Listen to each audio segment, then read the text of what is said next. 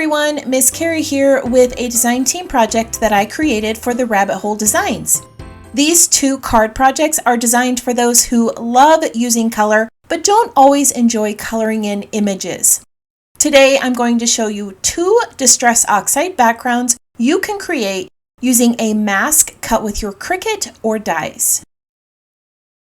I'm going to be using a variety of Distress Oxide inks to create my backgrounds for these two side-by-side stamps. I'm also going to be using my Cricut to cut out some masks for my card bases. If you don't own a Cricut, you can also use your shaped dies for these two cards. Real quick, I am going to share my Design Space screen with you so that you can see the masked image I created. I added a square shape to my canvas and sized it to fit a standard A2 size card base. Then I added a simple circle shape. You can size this circle to any size you wish or change the shape to fit your project.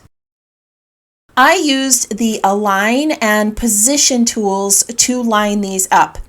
In our CDT membership group, I shared a video about how to use Position. So if you are a member, you can check that out. After the shapes were in place, I attached the two together. When I cut these out, I used the sticker paper setting to cut the masks out using my Cricut Joy.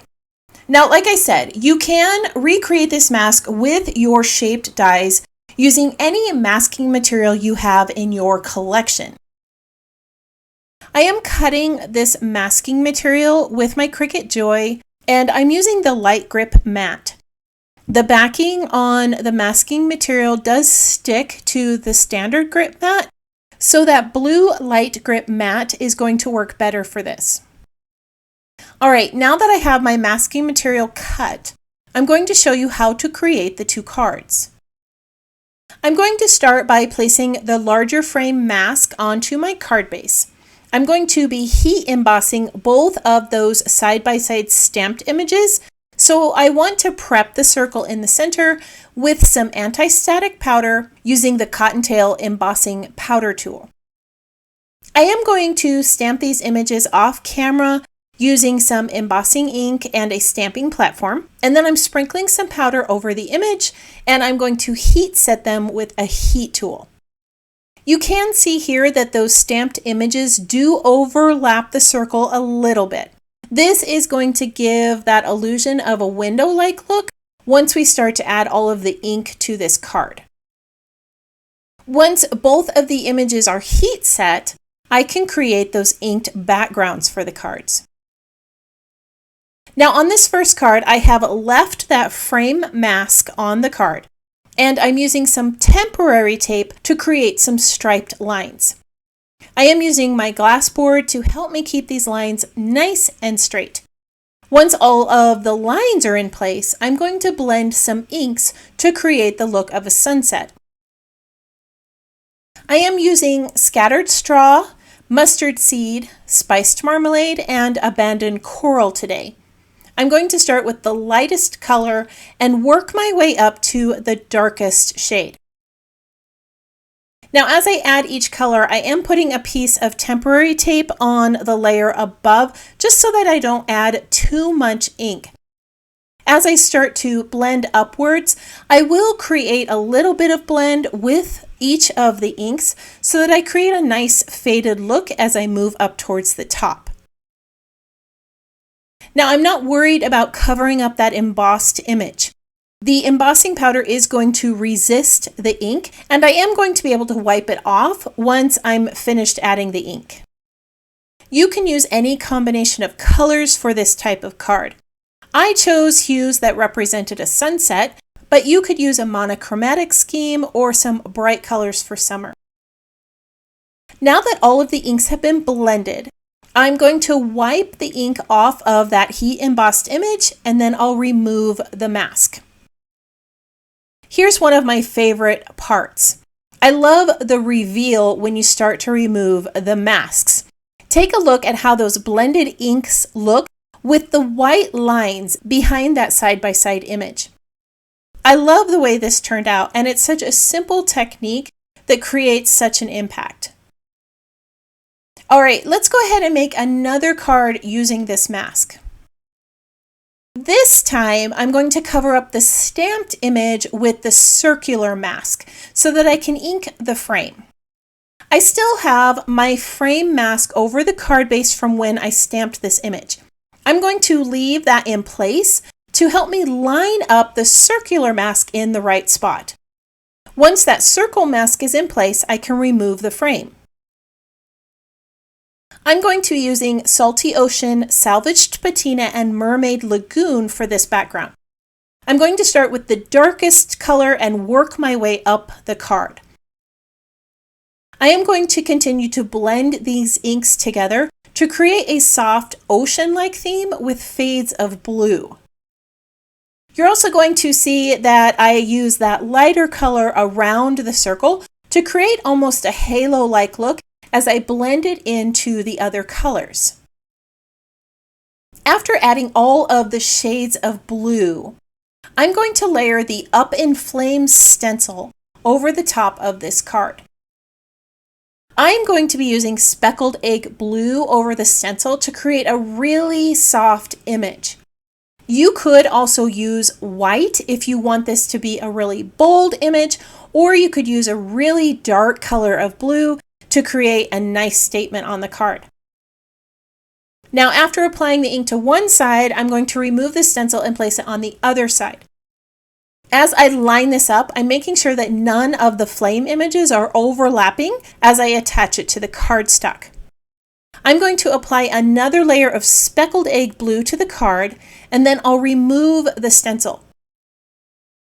Now you can see here, this is such a subtle effect, but it really makes that background stand out. I love how those flames create movement across the card. Now, before I remove the mask, I am going to add some chipped sapphire around the edges just to create a vignette look around the whole card base. Now I'm going to remove the mask, and you can see that nice image right in the center with that beautiful blue flamed background.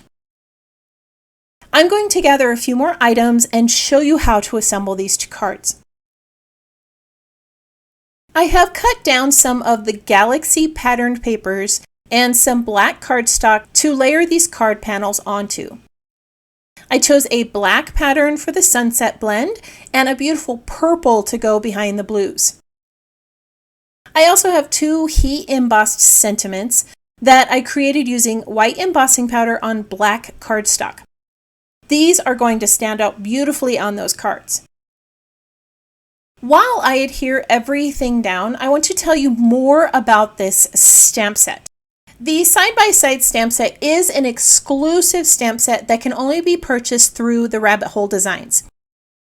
Profits from every sale of this stamp will go to fund the injured drivers or riders, or families of the drivers or riders who have lost their lives, and organizations that promote and educate driver and rider safety. So every time you purchase that side-by-side stamp set, you are going to be supporting one of those organizations. So I have gone ahead and cut some chevrons into each of the sentiments. These are a few of the phrases that come with that side-by-side stamp set. Not only are they great for cards, but these would make some great sentiments on your scrapbook pages. I chose to add some foam tape onto the back of one of these to give it a little bit of dimension. The last element I wanted to add are some little purple pearls. Now, this card is giving me a little bit of an outdoor girly vibe, and it kind of reminds me of my niece. So I thought adding those pearls was just a sweet little touch to the card. All right, let's go ahead and take a look at the two finished cards. Today, I chose to use that side-by-side stamp set to create cards that don't require any coloring. I wanted to be able to add color with Distress Oxide inks using masks. For that sunset card, I used some repositionable tape to create the lines and blended some yellows and oranges to create a nice soft sunset background. On the other card, I blended some blues together and added some stenciling on the background with that Up in Flames stencil to create some movement across the card. I added a sentiment on foam tape and a few little pearls. I love how easy these cards were to create. You can easily change the colors of the ink and use any of the 4 side-by-side stamps to create a card for any of your off-roading friends.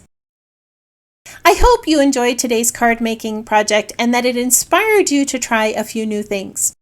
If you enjoy pinning photos to inspiration boards, I will be placing these still shots on my website today. Links to that website and all of the supplies I used can be found in the description below. If you enjoyed today's video, don't forget to hit that like button and subscribe to my channel so that you are notified when I add another video. I hope that you have a wonderful week, and I can't wait to see what you create.